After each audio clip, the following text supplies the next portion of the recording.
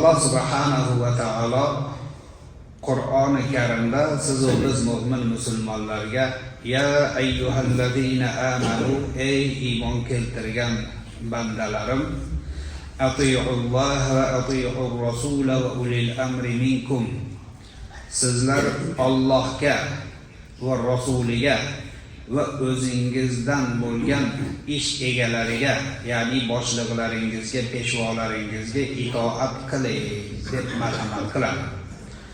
Allohga itoat qiling degani Qur'oni Karimni o'zingizga rahbar deb biling. Ya'ni Qur'oni Karim nimaga buyursa o'sha narsani oling, nimadan qaytarsa o'sha narsadan qayting. Chunki boshqa oyat karimada va ma ataakumur rasul fakhuzuhu va ma nahakum anhu fantahu.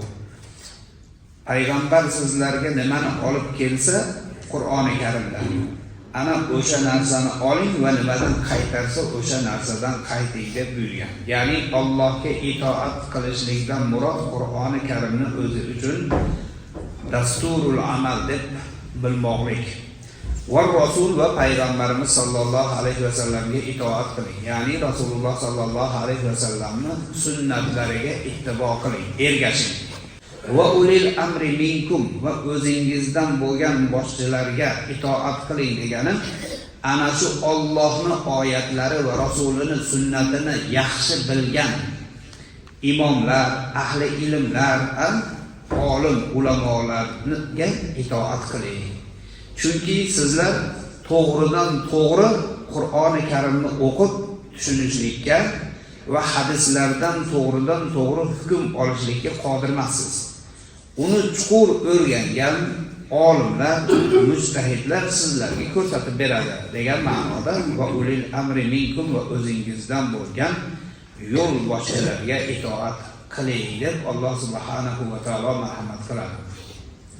Ana endi fa in tanaza'tum fi shay'in agar sizlar bir narsada tortishib qolsalaringiz, ya'ni o'tirib bir masala talashib qoladi, yo unaqa bo'lmasa kerak desa bir yo bunaqa bo'lsa kerak deb shunaqa bir tortishib qolsanglar, o'zingizlarcha nafsiylardan chiqarib unaqa bo'lsa kerak, bunaqa bo'lsa kerak degan gaplarni gapirmanglar. Farudduhu ilallohi va rasul. Allohga va rasuliga qaytaringlar. Ya'ni Qur'onda nima degan? Biz shunga ergashishimiz kerak. Hadisda nima degan? U sen u gapingni qo'y, u falsafangni to'xtat. Bizga u o'tmaydi u gaping. Alloh Qur'onda nima degan? Shuni ayt bizga. Rasuli nima degan? Shuni ayt. Mana shunga qaytaringlar. Ya'ni Alloh va rasuliga qaytaringlar. In kuntum tu'minuna